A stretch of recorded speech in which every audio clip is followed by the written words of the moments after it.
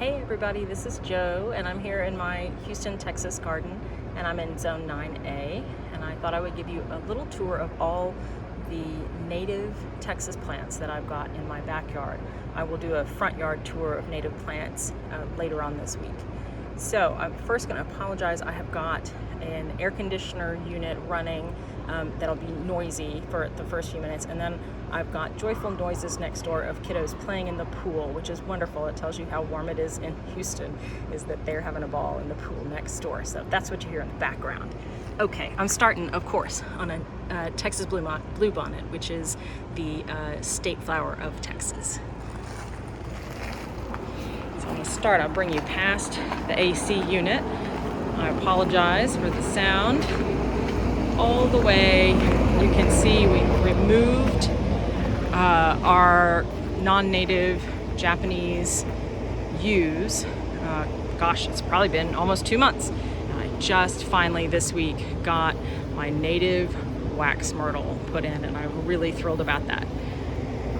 Right here, I've got a coral berry, which, as it sounds, it will have little coral colored berries on it that birds will eat. And a wax myrtle, same thing, sort of bluish berries on this, sort of blue purple, and like 400 and something birds will eat those berries. That was one of the reason I did this. Took out the very pretty Japanese yew and put this in, is for the birds. Same thing here. I've got 3 in a row. This is an arrowwood viburnum. It will have sort of bluish, purplish berries as well. So I've got 1, 2, 3. Then I've got a brand new little sort of shrubby tree that I just bought today. I haven't gotten in the ground. I kind of ran out of steam with the actual gardening today.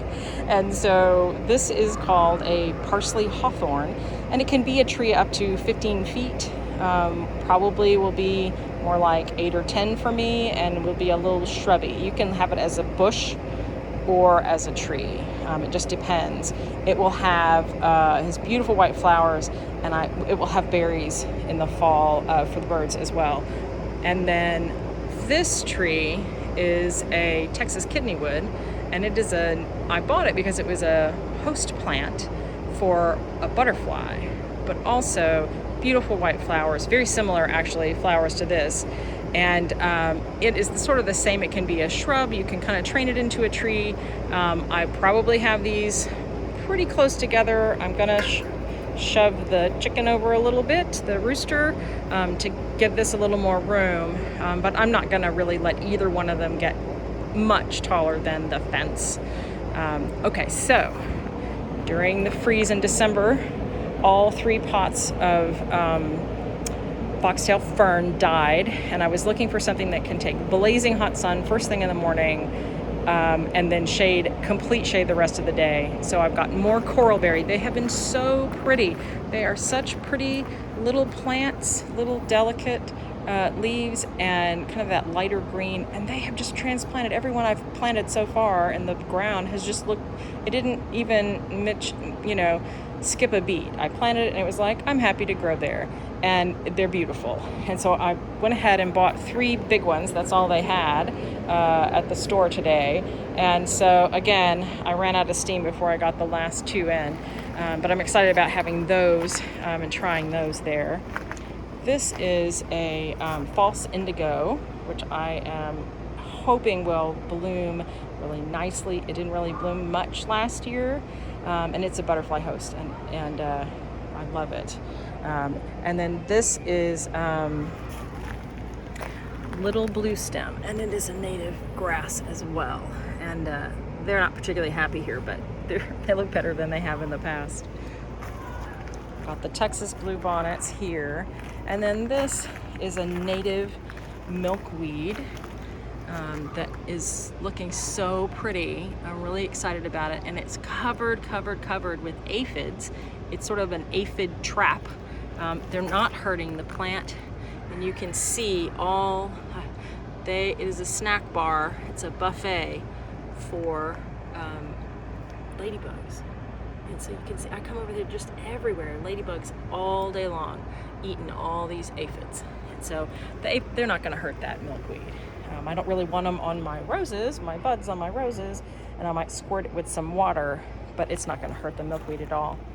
This is a landsleep coreopsis, which there's plenty of coreopsis that's native to Texas. This is a cultivar because I wanted it to be pale yellow, and I am sad to report that it is already sort of running home to mama, as I like to say. Here's the pale yellow, but look, the new is this dark yellow, which is not allowed in my yard, but of course it's beautiful and I leave it. But grr, those cultivars. All right, I'm gonna step back in here now and see what I've got. I had a porterweed here that clearly it had a little green last week, and then so I'll be getting another porterweed, but that is a native as well. Here is a monarda. That's Peter's purple. Monarda is a native plant, but this is a cultivar. And so, you know, there's a lot of people who are very particular about whether they have the real, which is the actual plant without humans messing with it. And then there are those of us who like the real, but are willing to take a cultivar as well. This was much better behaved than the wild native bee balm, which I think actually that is. I thought that was something else. I let it grow, and then I'm like, oh, that's not what that is. I think that's also bee balm. I think that's the native variety, and it flops over, and I didn't love the shape of it. But I think that's the real. I'm happy enough with some things to have the cultivar. This is a dwarf Barbados cherry, and it's a little shrub. You could cut it into a tree if you wanted to. I'll leave this one as a shrub, and it's just getting ready to bloom with really pretty little pink flowers, and it does actually have little cherries on it. Oh, there's a flower. There's my first flower right there. Look how pretty. It does have berries, and the birds theoretically will eat them as well. Now back in here, this is inland sea oats, which is a wonderful sort of bamboo-ish looking grass that will grow in full shade, and it is a butterfly host as well. I love it. I don't think it gets much bigger than this. It's about 3 feet plus. I don't think it gets much bigger than that, but I am in love with it, and I think it's pretty. All right, now I'm taking you around the back. The back. Now here I've got a lot of Turk's cap. This is a sort of a coral pink, which again I think it's a cultivar. I do have some over there that is red, which is the real that you'll find just out in nature. I've got this really nice little shrub is called Walter's viburnum. I've got a couple of them here, and they bloomed throughout the winter and also early spring. They've really quit blooming here, but they're still blooming in the front yard. I think it doesn't get enough sun back here, and that's why that's not blooming. This is another one of those coral berries. I mean, I only put that in the ground maybe 2 months ago, and I just think, look how pretty and floaty, and it's just so delicate. I am in love with this plant. Even if it never blooms, I'm in love with it. Now here in the corner is my other wax myrtle. Oh, I'm so excited. I'm so excited. And that can be a very bushy habit there, but I'm going to trim, as I will in the front yard in a couple of months. I'm letting it settle in. I will trim the bottom and trim it up, and then have a pretty top and trim it into a multi-trunk tree.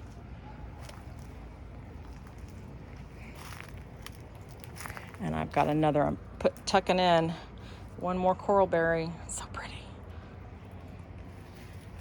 Now here is a sweet spire. If you've seen other videos, you know it got stepped on, but it sure is coming back nicely. And again, this is called Little Henry. This is not the real. This is a cultivar. I couldn't actually find the real, but I'm excited about this. It grows in the shade. And then here is that is an oak leaf hydrangea. I think that is not a cultivar. That is what you will find in nature. I have another one around the corner over here that is a cultivar. It had a name. This is just the species. It's my understanding. And then here I've got just some little violets. You know, they just showed up, and so I assume they are native to Texas since I did not plant them.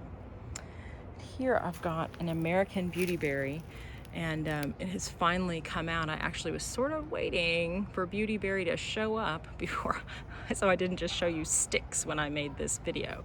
It's not much to show yet, but it will have really pretty berries that birds will eat, and you can also make jelly out of it, but I don't really think I'm not a jelly making kind of girl. Climb back in here. Here is one of the two native Texas columbines, and they are so pretty, beautiful pale yellow, and so I'm excited about those blooming. And then they last year self-seeded all in the gravel, and so I'm hoping that this actually blooms. I'm worried it's going to get so hot so fast and we won't happen. So cross your fingers for me. This is another American beautyberry. And then as I go past the pots on my way back, I have a chili pekin here, which is it won't get more than about 3 feet high, I think. Hot peppers, birds love them. You can cook with them. They're very spicy. And I'm a little tempted to put it in the ground, but because I'm worried about it being all right in a pot all summer. But I'm excited about cooking with it. Here's the other oak leaf hydrangea, and I'm new to these. I don't know what I'm doing, and I thought the fall color was so pretty that I didn't trim it down, and then all of a sudden it's got buds on the tops. I'm like, well, I'll stand back. It looks ridiculous. Yes, so trim them down, people. Don't do as I do. Back here is a bunch of pipevine. Now we have pipevine swallowtails, and if you look online, it will say, pipevine species are native to Texas. I've got 3 different kinds. I'm not sure which one, or maybe all, are native to Texas, but I've got that kind. And I've got, this little bitty right here, the little pointy leaves, and then I've got this kind.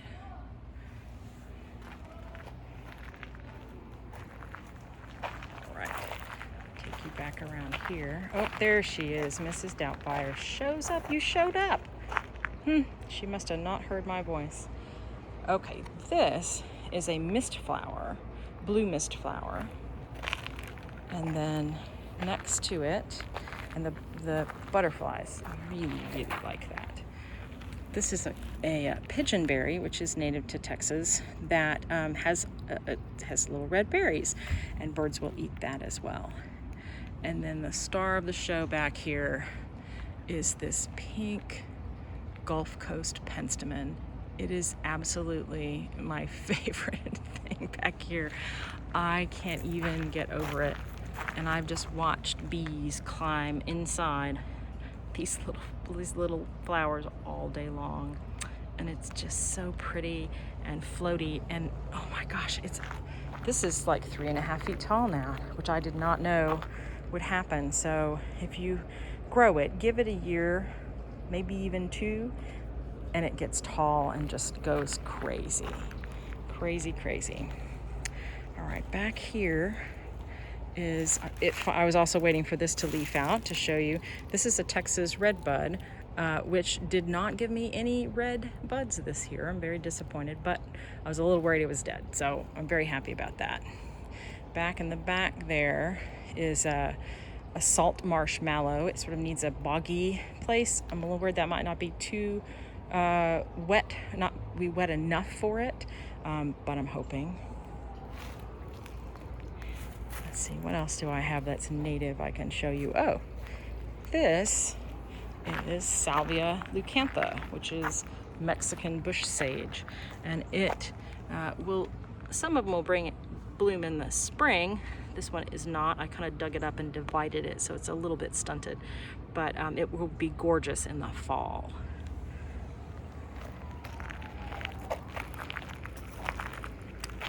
All right, these are little native ferns. Can't think of the name of the fern right now, but I can put it in the description when I find the tag. Sorry about that, but it's a little native, nice, gosh, it's tough. The hard freeze in December didn't even phase it. It just popped right back out. This is, let's see if I can get down in here. This is frog fruit. It just is a ground cover. It just stays green in the shade. It doesn't seem to mind the shade. It's kind of smushed because it keeps stepping on it. But in the sun, it will have tiny white flowers. And I love it. It's a butterfly host. Right here is a fall aster, which was spectacular this last fall. And then obedient plant here, which will also bloom in the fall with pink flowers. It's so pretty.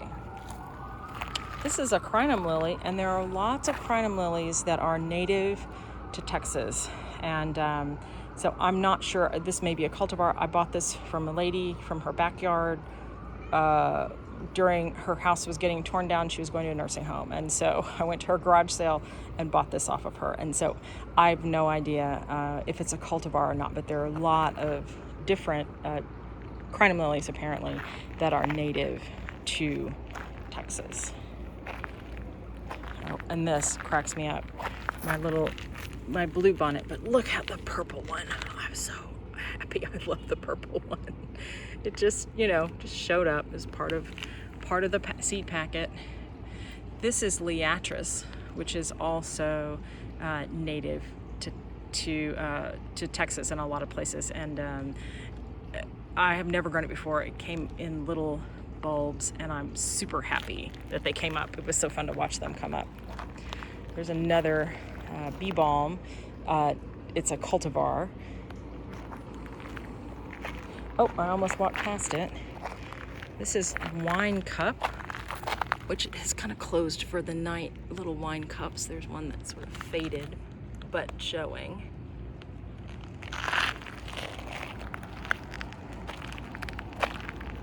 There's another wildflower. This is evening primrose.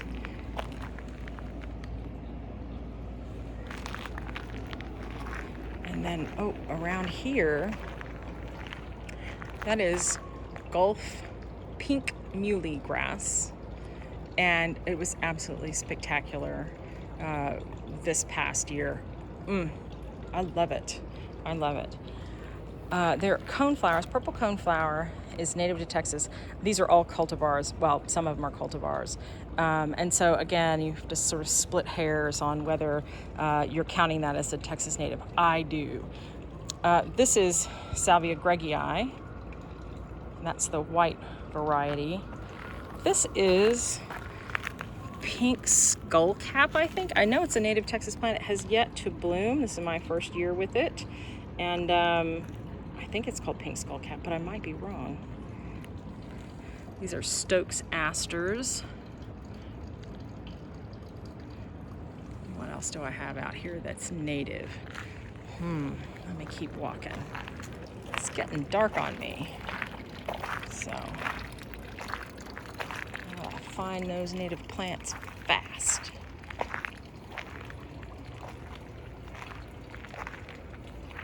Oh, lots more coneflowers. And there are some coneflowers in here called Echinacea pallida that are native, I think, to really far north Texas, but more like Kansas.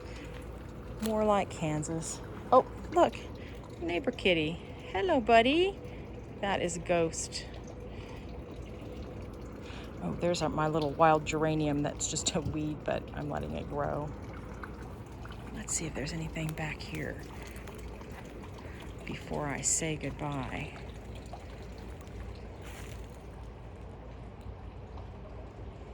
I was thinking there was something back here. Oh well, I'm going to end on this fabulous non-native spider lily. Isn't it fantastic? It's getting ready to have a whole new layer here blooming away. Well, thanks for coming on my little tour. I hope you enjoyed it, and I look forward to seeing y'all's gardens, and I will show you the natives in my front yard as soon as I get a video out. Y'all take care. Bye-bye.